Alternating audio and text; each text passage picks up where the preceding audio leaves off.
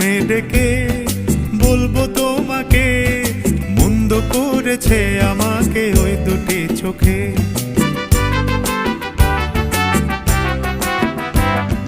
কি নামে ডেকে বলবো তোমাকে, মন্দ করেছে আমাকে ওই দুটি চোখে।